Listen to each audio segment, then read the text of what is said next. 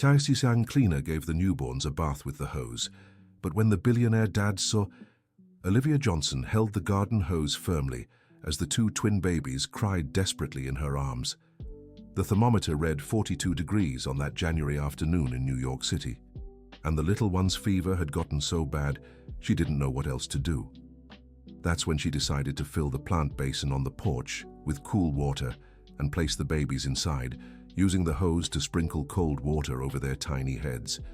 As she did this, she softly hummed the same lullaby her grandmother used to sing when she was a child in rural Pennsylvania. "Sleep, baby. Mommy went to work. Daddy went to the fields. Baby stays at home," she murmured gently, watching as the little ones finally stopped crying. The sound of a luxury car pulling into the garage made her glance over her shoulder.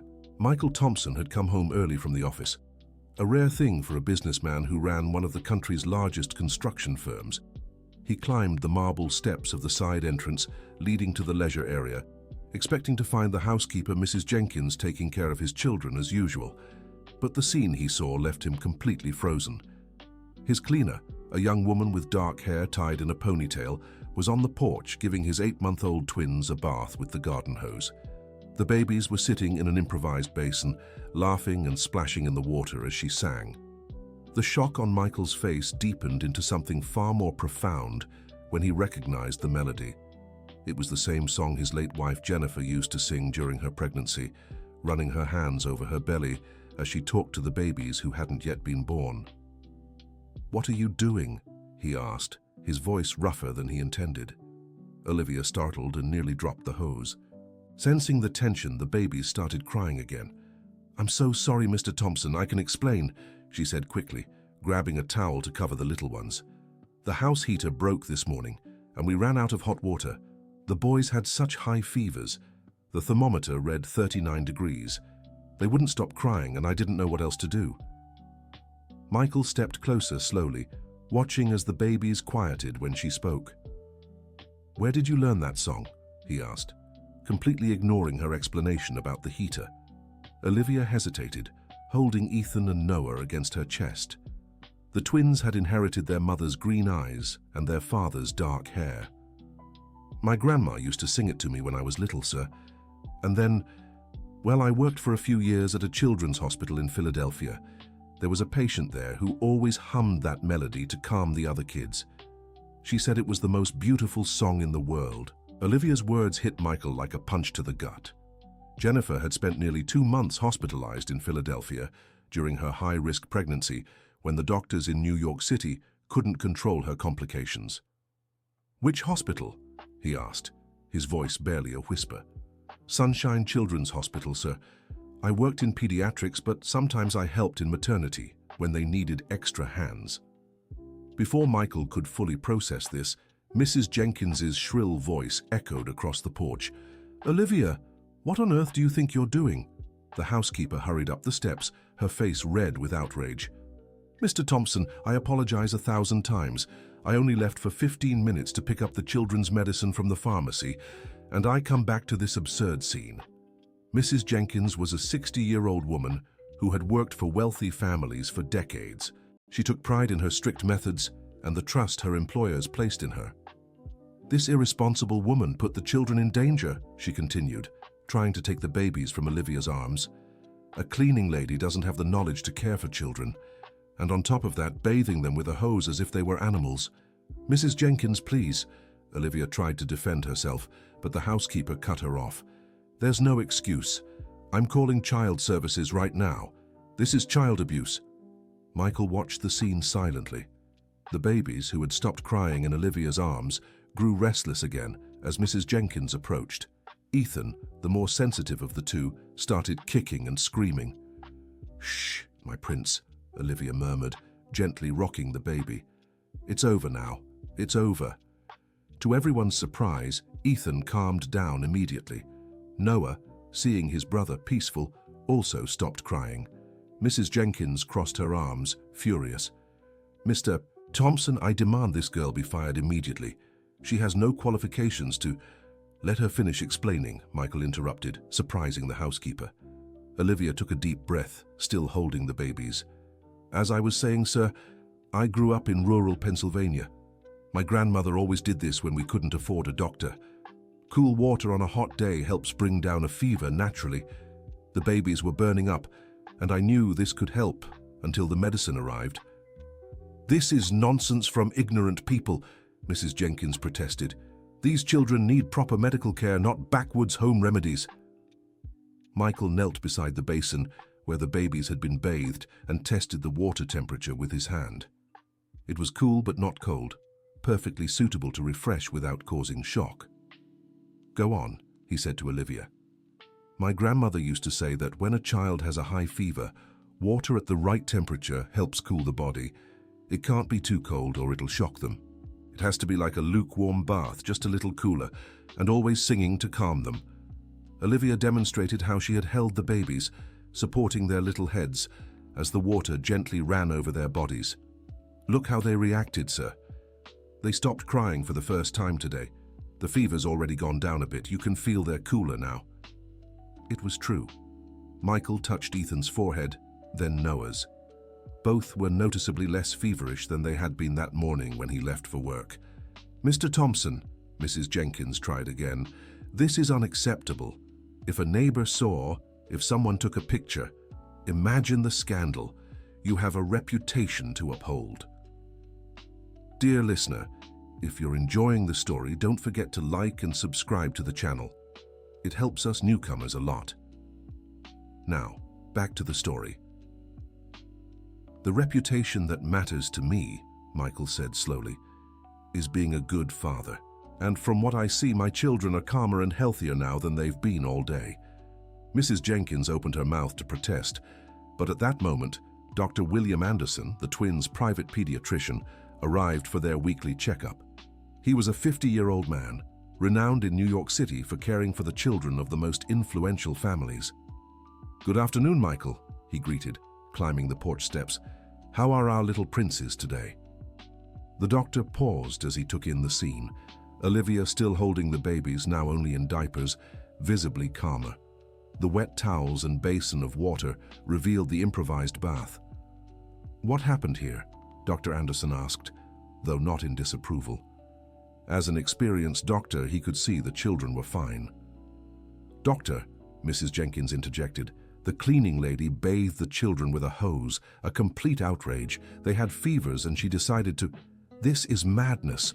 Doctor—" William Anderson approached and quickly examined the babies, checking their temperature, breathing, and overall condition. He murmured thoughtfully.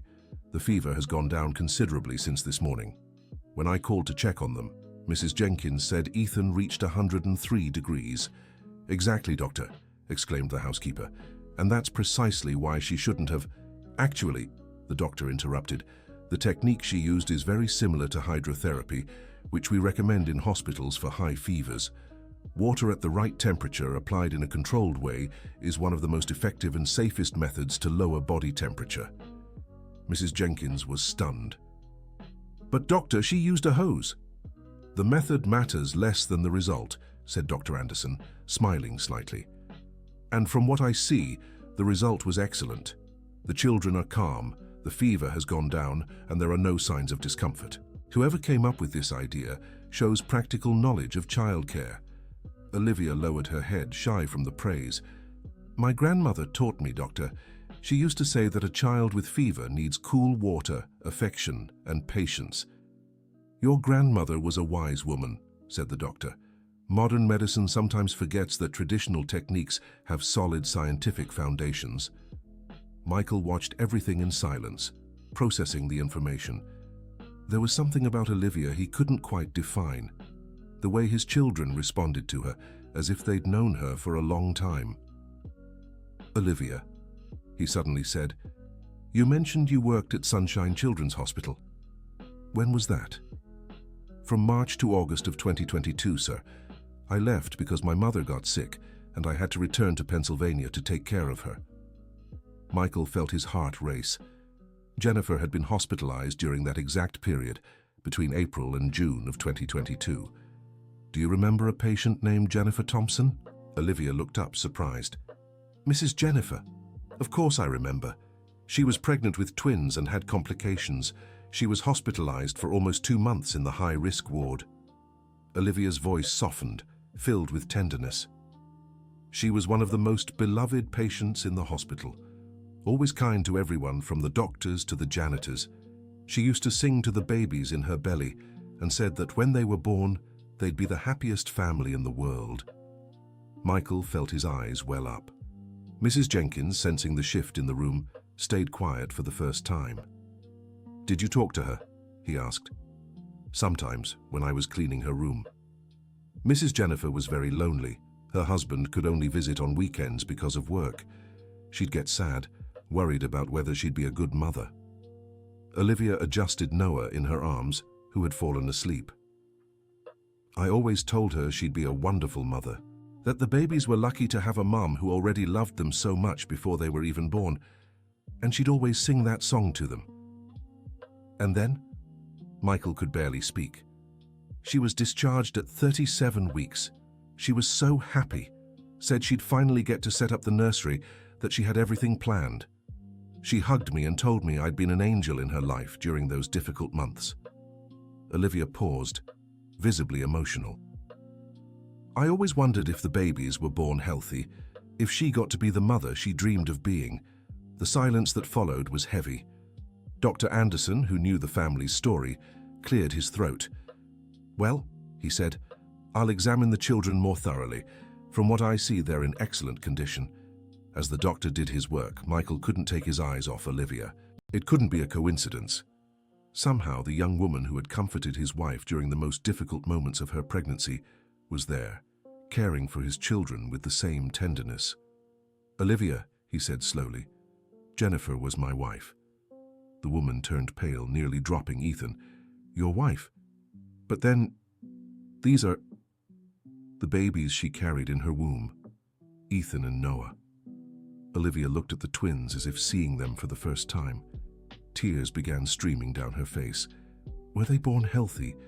Did Mrs. Jennifer, manage to—" Michael shook his head sadly. "The babies were born premature but healthy. Jennifer developed postpartum complications and didn't make it." Olivia's cry was silent but deep. She hugged the babies to her chest, as if wanting to shield them from all the pain in the world. "She made me promise," she whispered, "that if I ever found children in need of love, I would give them all the love I could." She said it would help other parents be happy, since she would have been so happy being a mother. Mrs. Jenkins, who had watched everything in silence, finally understood the magnitude of what was happening, but her controlling nature wouldn't let her accept that a simple cleaner could hold any importance in the family's life.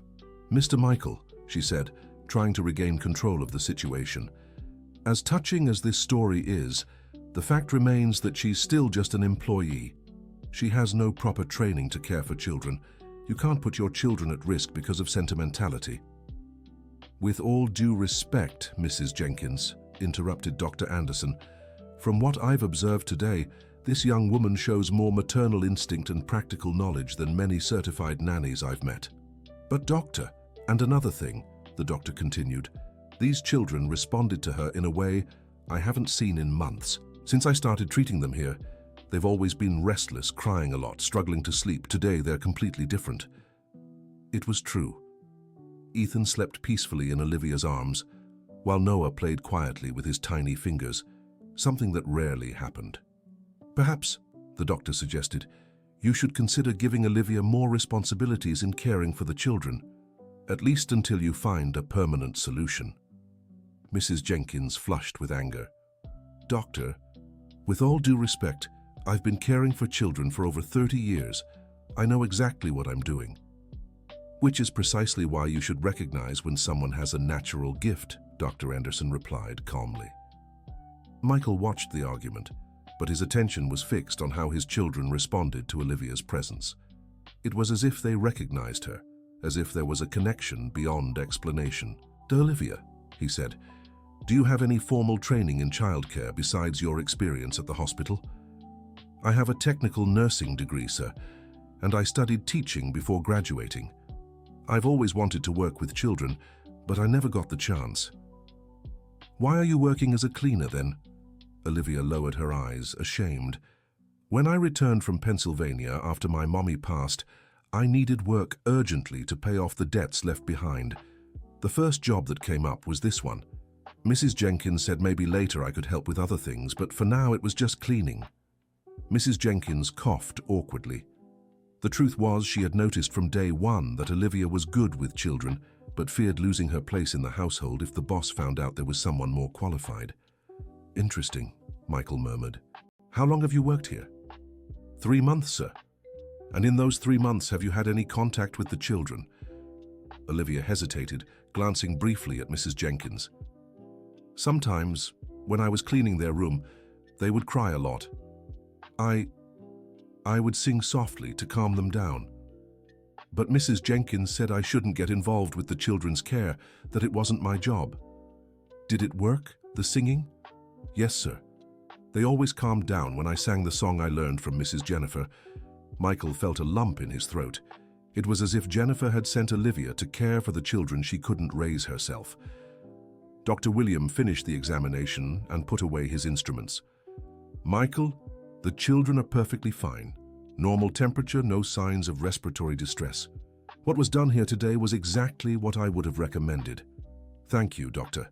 And my professional suggestion, the doctor added, looking meaningfully at Olivia, is that you seriously consider giving this young woman a chance to show her skills with children. Ethan and Noah have never been so calm since I started treating them. After the doctor left, an awkward silence settled on the porch. Mrs. Jenkins was visibly uncomfortable. Olivia didn't know where to look, and Michael processed everything he had just learned. Mrs. Jenkins, he finally said, I need to speak with you privately. The two stepped a few feet away, leaving Olivia with the babies. Mr. Michael, the housekeeper began before he could speak, I know the situation is delicate, but you can't make rash decisions based on emotions. This girl may mean well, but she doesn't have enough experience to... Mrs. Jenkins, he interrupted, how many times in the last few weeks have you said you didn't know what to do with the children because they cried too much? The housekeeper hesitated. Well, it's true they've been difficult lately, but... And how many times have I come home to find them crying desperately? Mr. Michael, babies cry, it's normal. What's not normal is them stopping instantly when one specific person holds them. Michael looked at Olivia, who was humming softly while the twins slept peacefully. Mrs. Jenkins, you've been essential in this house since Jennifer passed, but maybe it's time to accept you need help with the children. Are you thinking of hiring a professional nanny?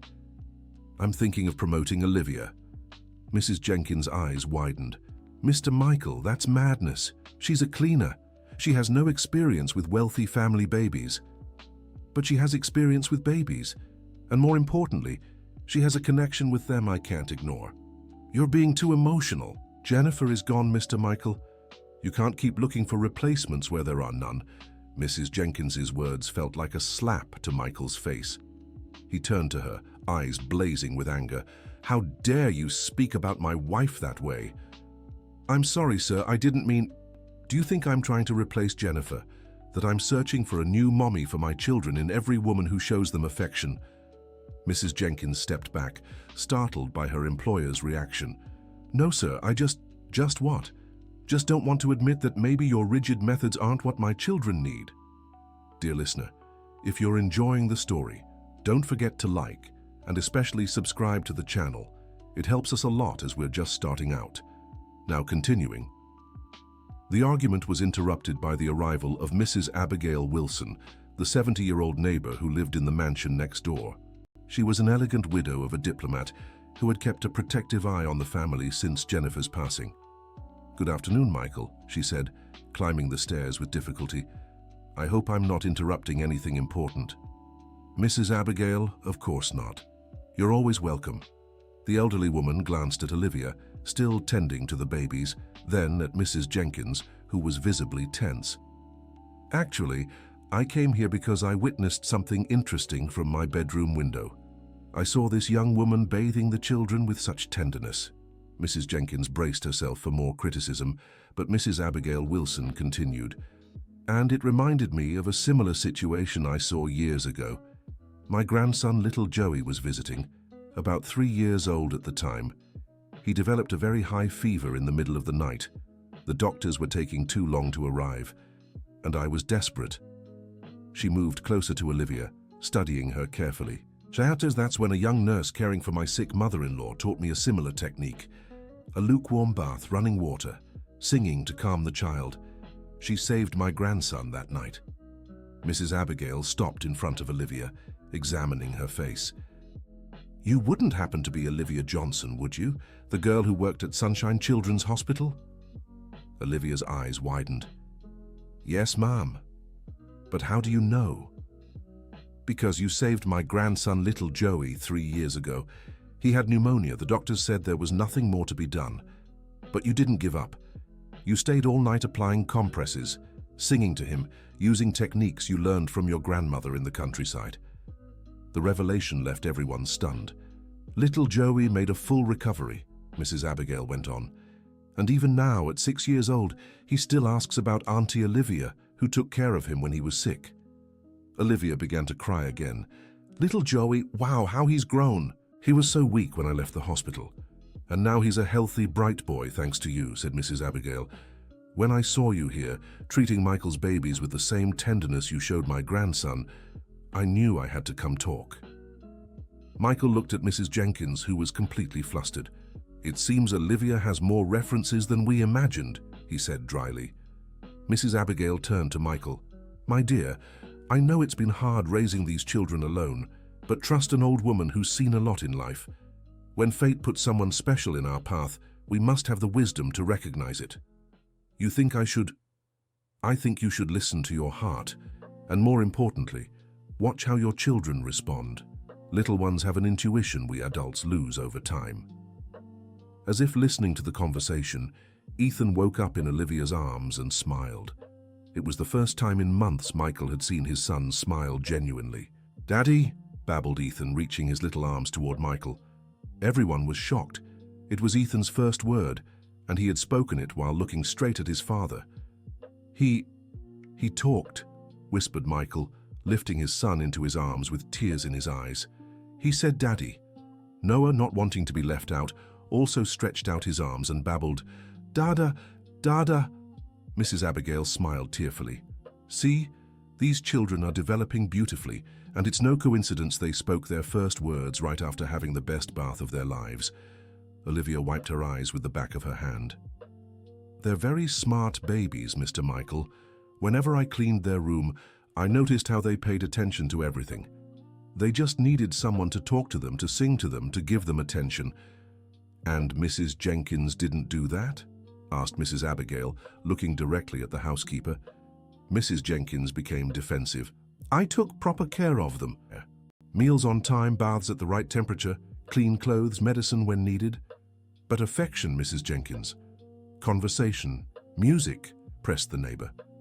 The housekeeper had no answer. The truth was, she had always seen childcare as a technical duty, not an emotional one.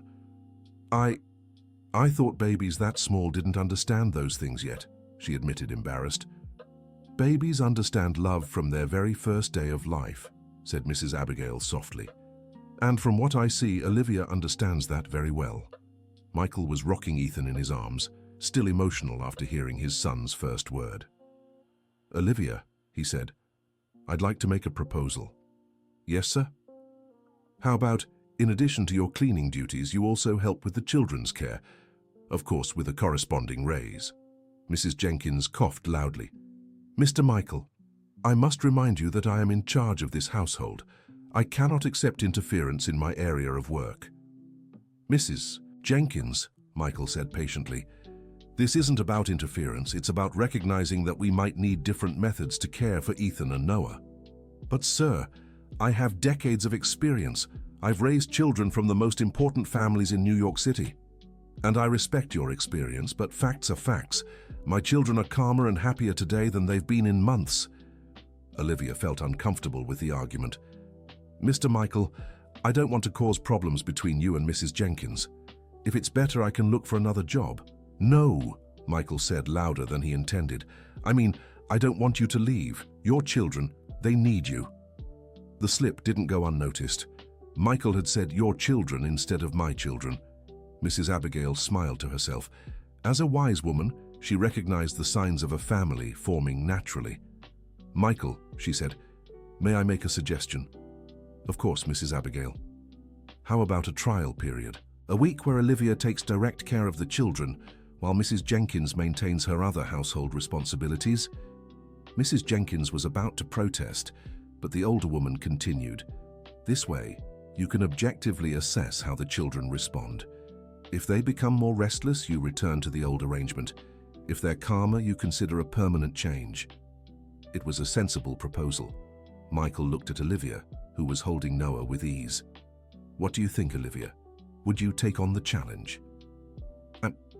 "I'd love to, Mr. Michael, but I don't want to cause trouble for Mrs. Jenkins." Mrs. Jenkins realized she was cornered. If she refused, she'd seem petty. If she agreed, she risked being replaced. "Fine," she said reluctantly, "a one-week trial. But I'll supervise everything involving the children." "Perfect," said Michael. "We'll start tomorrow."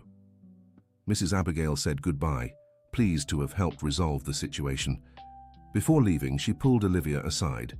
"My dear," she whispered, "those children need you, and from what I can tell, you need them too. Don't let anyone discourage you." "Thank you, Mrs. Abigail. You're very kind. And one more thing, sweetheart. Treat Michael with care as well. He's a good man who's suffered greatly. He lost his wife young and is raising 2 babies alone. He needs someone who understands how to care, not just for little ones, but for grown ones too." Olivia blushed at the implication, but nodded in understanding. After the neighbor left, Michael arranged the details of the new routine. Olivia would care for the babies from 7 in the morning until 7 at night, with Mrs. Jenkins supervising and maintaining her other duties. "Tomorrow I'll buy everything you need," he said. "Proper clothes, specific hygiene products, educational toys. I want you to have everything to do your best work." "Thank you, Mr. Michael. I promise you won't regret it." "I'm sure I won't." That night, after everyone had gone to bed, Michael stood on the porch where it all began. He looked at the basin where Olivia had bathed his children and felt a peace he hadn't known in months. It was as if Jennifer was whispering in his ear, "She's the right one. Trust her with our babies." In the nursery, Olivia had offered to stay on duty the first night in case they woke up. Mrs. Jenkins had grumbled but agreed. "Sleep, baby, Mommy went to work." She hummed softly, adjusting the twins' blankets. "Daddy went to the fields. Baby stays at home." Ethan and Noah slept soundly, more peacefully than they had in months. From the hallway, Michael heard the lullaby and felt his heart warm. For the first time since Jennifer had passed, he had hoped that his children would grow up happy and loved. The next morning, Olivia arrived half an hour early, eager to officially start her new job. She had spent the night researching child development techniques online and planning educational activities for the babies. Mrs. Jenkins greeted her with professional coolness. "The children woke at 6:30. They've already been fed and have clean diapers. Their next snack is at 9:30. "Thank you, Mrs. Jenkins. I'll write everything down so I don't forget." "And one more thing. No more hose baths. That was only an exception because of the emergency." "Of course, Mom. I completely understand." When Michael came down for coffee before heading to work, he found a scene that made him smile. Olivia was on the living room floor playing with the babies, who giggled as she made funny faces and sounds. "Good morning," he said. "Good morning, Mr. Thompson. Ethan and Noah woke up in such good spirits today." "I can see that. They seem different." "I think they slept better. Babies sense when they're in a calm environment." Michael sipped his coffee, watching the interaction between Olivia and his sons. It was natural, spontaneous, full of genuine affection. "Olivia, can I ask you something personal?" "Of course, sir." "Do you have children?" She shook her head sadly. "No, sir. I always wanted to, but it never happened. Maybe that's why I get so attached to the babies I care for." "And family? A boyfriend?" Olivia blushed. "No boyfriend, sir. As for family, just a few distant cousins in Pennsylvania. After my mum passed, I was kind of alone in the world." Michael felt a pang of compassion. Olivia was so young and had already lost so much. "Well, now you have a family here. Ethan and Noah have already adopted you from what I can see." As if understanding the conversation, the babies babbled and laughed, making Olivia melt with affection. They're special babies, Mr. Thompson. Smart, loving, Mrs. Jennifer raised two wonderful children. The mention of his wife still stung, but Michael was learning to handle the pain in a healthier way. Jennifer would be happy seeing them like this. She always said she wanted our children to grow up surrounded by love and joy. I'm sure she is happy wherever she is. During that first official week, the transformation in the children was remarkable. Ethan and Noah cried less, slept better, and developed faster. They began trying to crawl, babbled more words, and smiled constantly. Mrs. Jenkins watched everything with a mix of admiration and envy. On one hand, she couldn't deny the children were visibly happier. On the other, she felt professionally diminished. "Olivia," she said on Thursday, "I have to admit you have a way with children." "Thank you, Mrs. Jenkins. You've taught me so many important things about the household routine. But I want you to know I'm still in charge of this house. You take care of the children, but I handle everything else." "Of course, Ma'am, I have no intention of interfering with your work." Truthfully, Mrs. Jenkins was afraid of losing her job. She had worked for wealthy families for decades and knew how things went. When someone younger and more capable came along, employers didn't hesitate to make changes. On Saturday, Michael decided to stay home to observe how the new routine was working. That's when he witnessed a scene that moved him deeply. Olivia was giving the babies a bath in the luxurious bathroom of the nursery, but this time she had filled the jacuzzi tub with warm water and rose petals, creating a relaxing and special atmosphere. "Look at this lovely bath for the little princes," she said, carefully holding both boys in the perfumed water. "Nice warm water, sweet smells, and Auntie singing for you." Ethan and Noah clapped their hands in the water, laughing and playing with the petals. It was a moment of pure childhood joy. "Sleep, baby, Mommy went to work. Daddy went to the fields, baby stays at home." Olivia sang and the babies calmed down, mesmerized by the melody. Michael remembered Jennifer singing the same song, her hands resting on her pregnant belly. It was as if his wife were there, through Olivia, caring for the children she couldn't raise. "Sorry to interrupt," he said, stepping into the bathroom. "Hello, Mr. Michael. I'm giving the boys their bath. They love the jacuzzi." "I can see that they're loving it." Michael knelt beside the tub and watched his sons playing in the water. "Olivia, can I ask you a strange question?" "Of course." "Do you believe in fate?" She thought for a moment. "I believe things happen for a reason, sir, like meeting your wife at the hospital, her teaching me this song, me coming to work here without knowing who you were. It feels like it was all planned by someone up above." "That's exactly what I've been thinking." Ethan tried to grab a rose petal and ended up splashing water everywhere. Olivia laughed and gently wiped his face. "Careful, Prince. No need to give Auntie a bath, too." "Auntie," Ethan repeated clearly. "He said it," Olivia exclaimed. "He said Auntie." "Auntie! Auntie!" Noah repeated, clapping his hands. Michael felt his eyes well up again. His sons were calling Olivia Auntie with such affection that it felt natural, as if she had always been part of the family. "I think you've won over two little hearts," he said, "and they've won mine too."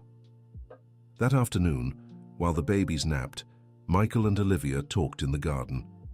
It was the first time they'd had a truly personal conversation.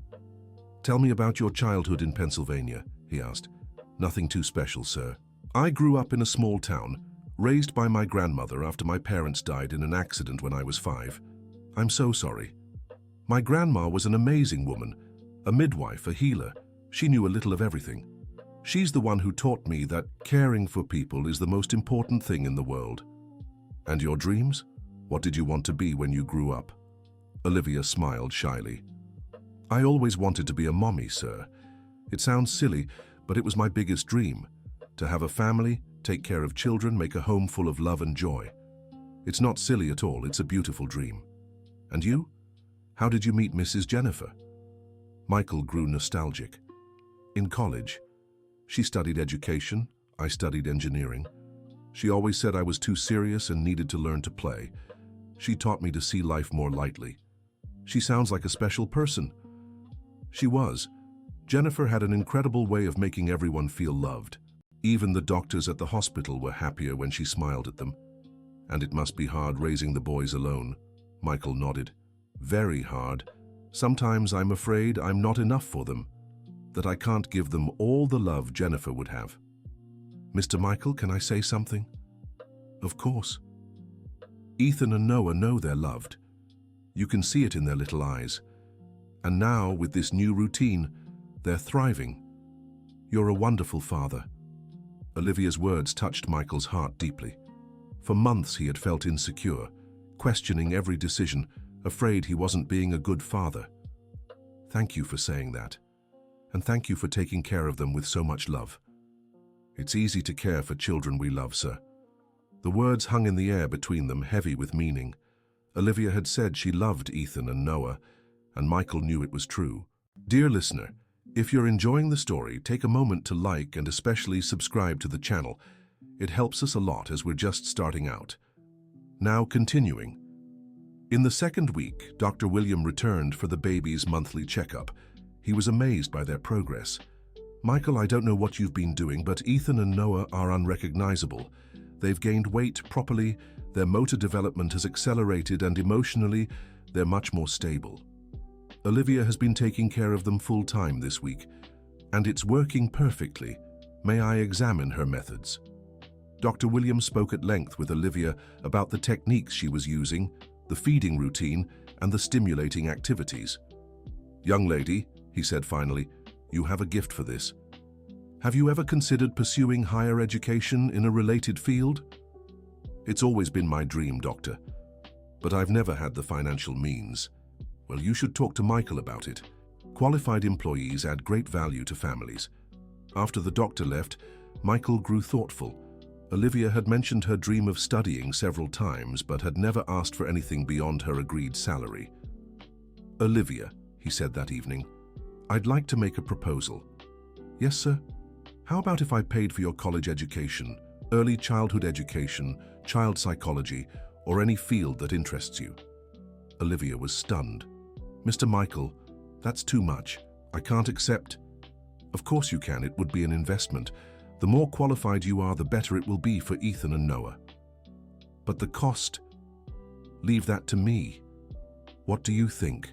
Olivia began to cry with emotion. I think it would be a dream come true, sir. Thank you so much.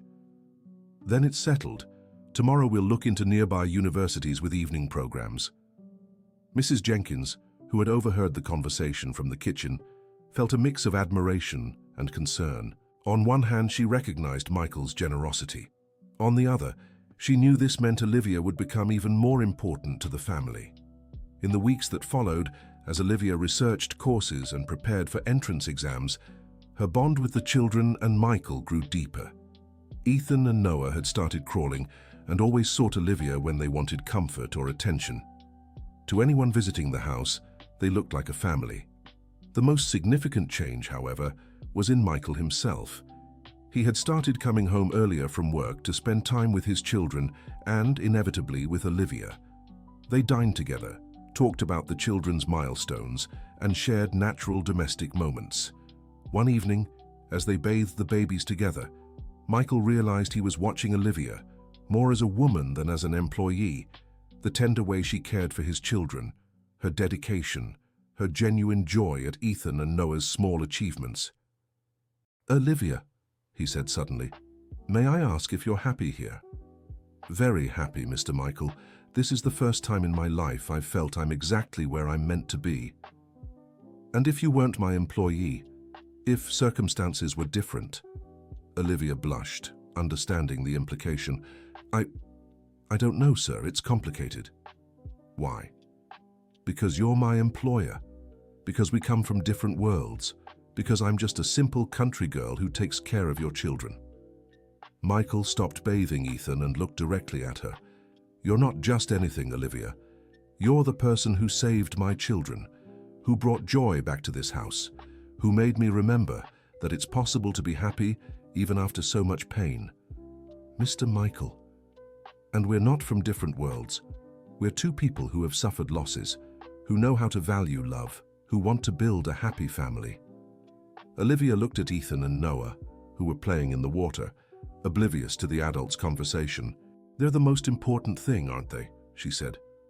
"They are, and that's exactly why I need to be honest. I can't imagine our lives without you anymore." The conversation was interrupted when Ethan tried to stand up in the tub and nearly slipped. Both focused on finishing bath time, but Michael's words lingered in the air. That night, Olivia couldn't sleep. She thought about their talk, about the feelings she had developed for Michael and the babies, about the complexity of the situation. She had fallen in love, with the twins first, then inevitably with their father. But she knew there were huge obstacles: the social differences, the fact that she was a household employee, the fear that Michael might be confusing gratitude with love. A few days later, Mrs. Jenkins created a situation that would change everything. The housekeeper had contacted an elite nanny agency and scheduled interviews with experienced candidates without telling Michael. Her reasoning was that once Olivia started college, she wouldn't have full-time availability for the children. "Mr. Michael," she said one morning, "I took the liberty of scheduling interviews with 3 professional nannies for this afternoon." "What do you mean, Mrs. Jenkins? I didn't ask for this." "I was thinking ahead, sir. Olivia will start studying soon and have less free time. It's best we prepare." Michael was displeased, but agreed to meet the candidates to avoid conflict. The first was Mrs. Sandra, 50 years old, with impeccable references from high society families in New York City. She spoke technically about child development, strict schedules, and early discipline. Ethan and Noah cried when she tried to hold them. The second was Elizabeth, 40 years old, specializing in twins. She presented a detailed schedule of educational activities, balanced meal plans, and sleep training methods. The babies were fussy throughout the entire interview. The third was Carla, 35, with a degree in education and experience working for business families. She spoke fluent English and promised early language lessons. Ethan threw up on her blouse. After they all left, Michael found Olivia crying in the children's room. "What's wrong?" he asked, concerned. "Nothing, sir, I'm just being silly." "Olivia, tell me what's going on." "It's just, I saw the women who came today. They're much more qualified than I am, and Ethan and Noah will need someone truly prepared as they grow up. Do you think I'm considering replacing you?" "I don't know, sir. Mrs. Jenkins said once I start school, I won't have enough time to care for them properly." Michael sat beside her on the floor.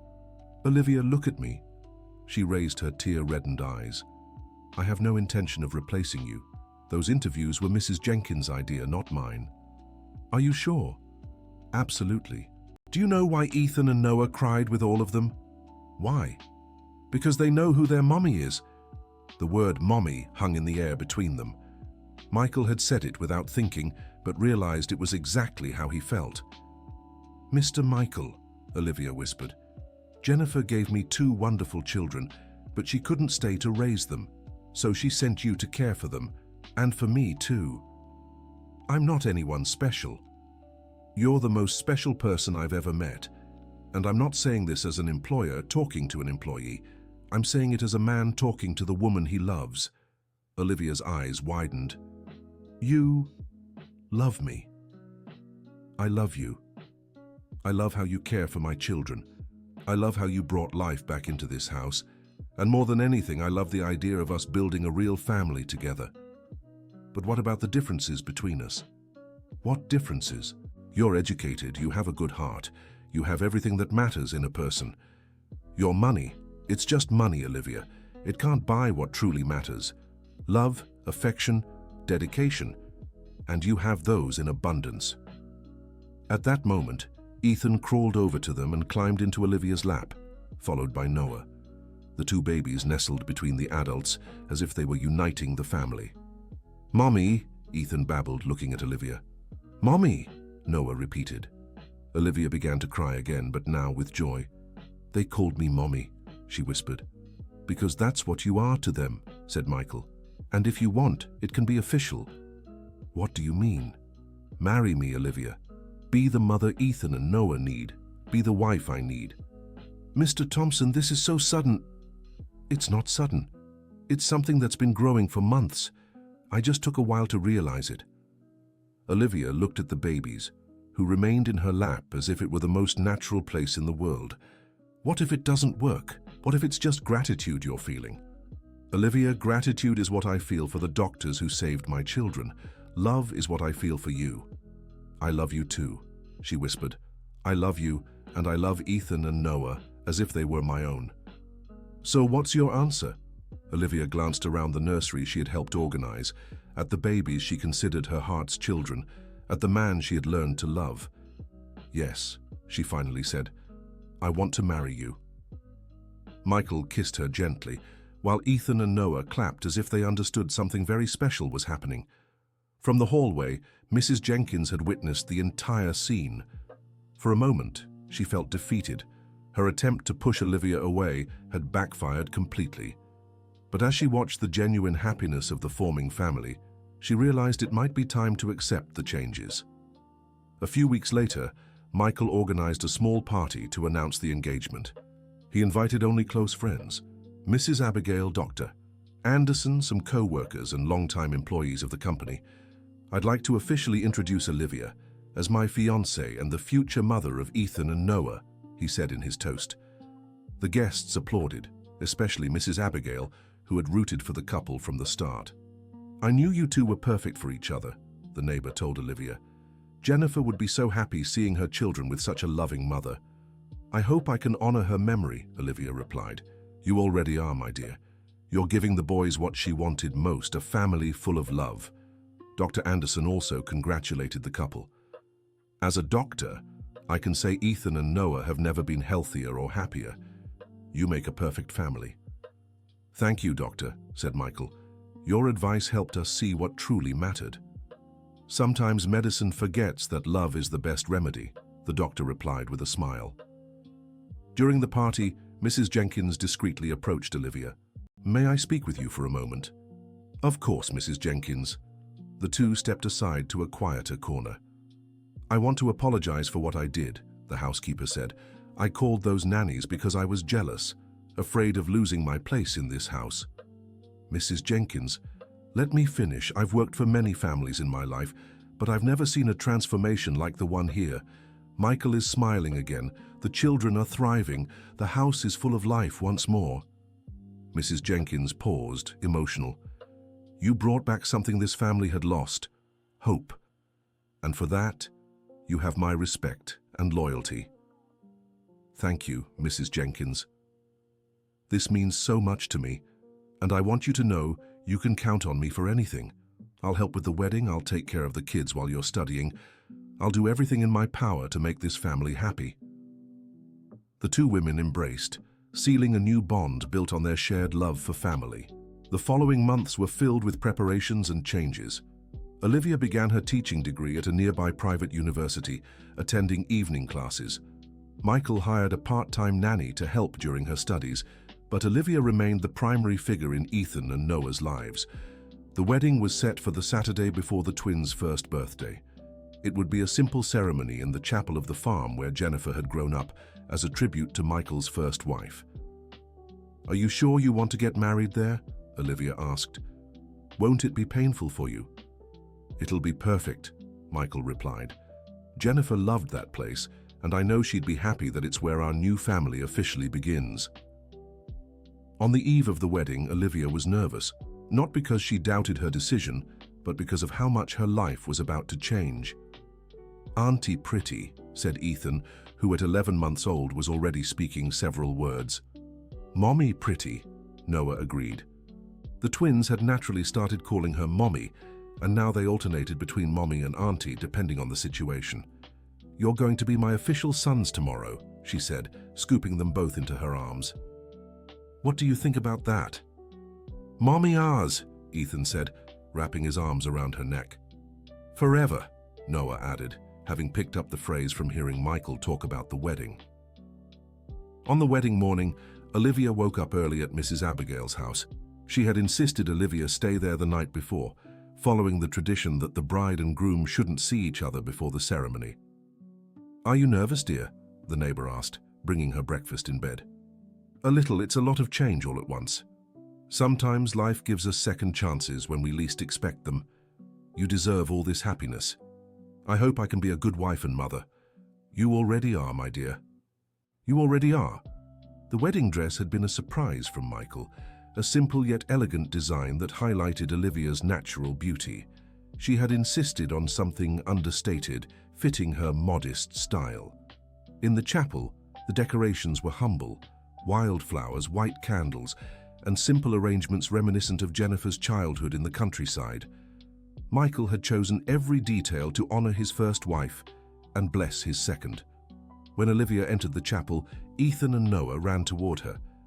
A traditional ceremony with two nearly one-year-olds was impossible, so they decided to fully include them in the celebration. "Mommy pretty!" Ethan shouted, making everyone laugh. "Mommy marry!" Noah added, vaguely understanding what was happening. The priest, an elderly man who had baptized Jennifer, conducted the ceremony with special care.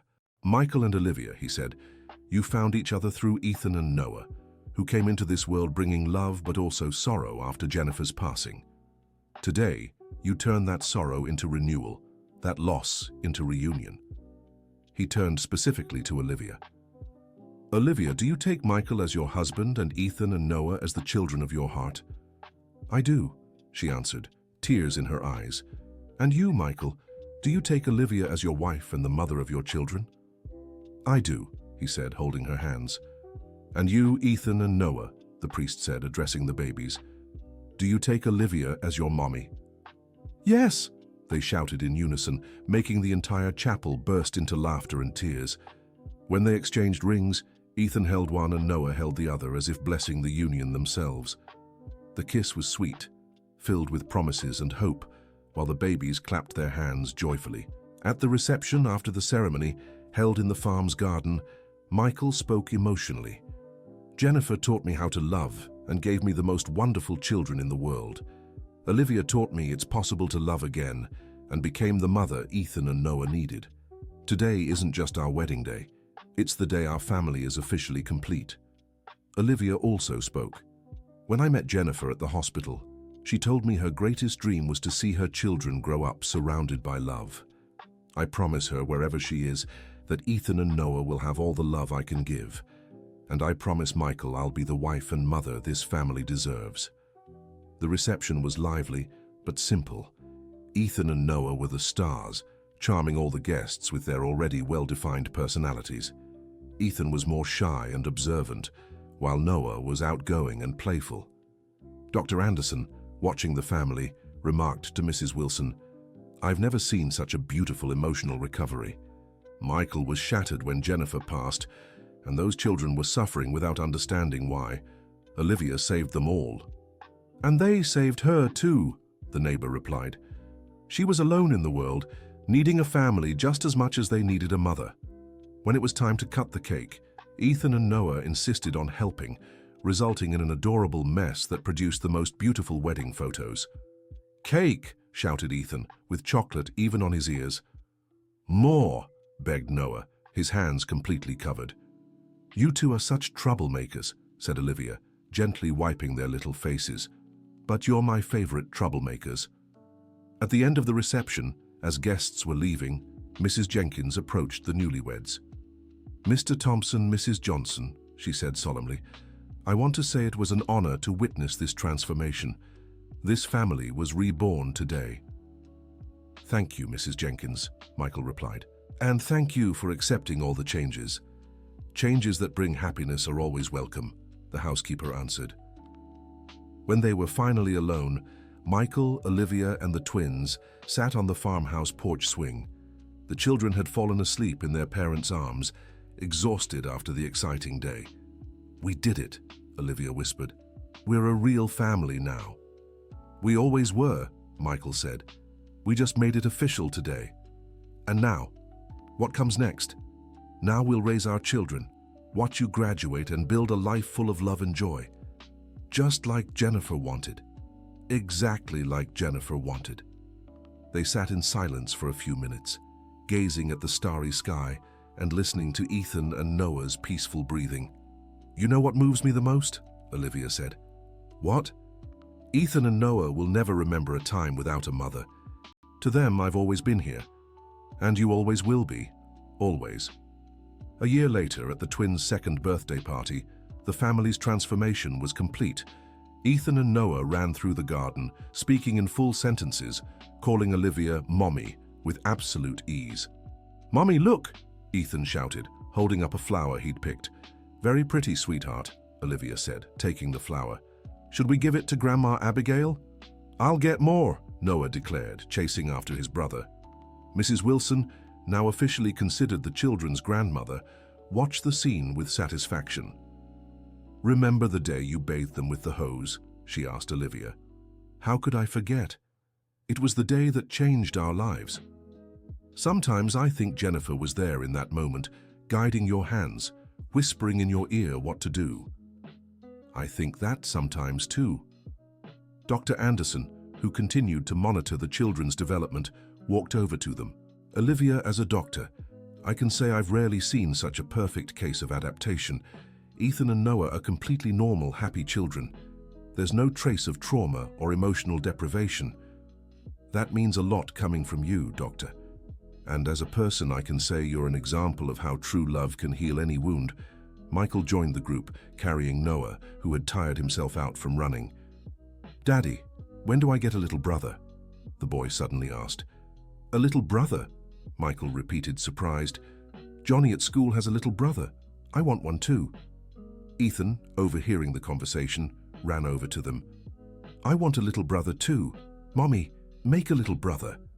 Olivia turned red as everyone laughed at the children's innocence. "We'll talk about this later," she said, embarrassed. "Promise?" Noah insisted. "I promise." That night, after the children had fallen asleep, Michael and Olivia discussed their son's request. "Do you want more children?" he asked. "I do. I've always dreamed of a big family. What about you?" "I do too. Ethan and Noah need siblings to play with. So shall we try? Let's." 6 months later, Olivia discovered she was pregnant. The news was met with excitement by the twins, now 2.5 years old, who fully understood what having a baby in the family meant. "Mommy has a baby in her belly," Ethan announced to everyone he met. "I'll teach the baby how to play," Noah promised. During the pregnancy, Olivia graduated with honors in education. Michael made sure to attend the ceremony with Ethan and Noah, who were amazed seeing Mommy in a cap and gown. "Mommy is a doctor," Ethan said proudly. "Mommy knows everything," Noah agreed. Little Emma was born on a spring morning, healthy and fussy. Ethan and Noah instantly fell in love with their baby sister. "She's so tiny," Ethan whispered, watching the baby in the crib. "Just like us when we were babies," Noah said, remembering the photos they'd seen. "Will you take good care of your little sister?" Olivia asked. "We will," they promised in unison. Emma grew up surrounded by love and protection. Ethan and Noah became exemplary older brothers, always looking out for her. By the time Emma turned 1, the family was firmly united, 5 people who loved each other unconditionally, a home full of joy and laughter, and a bright future ahead. "You know what amazes me most?"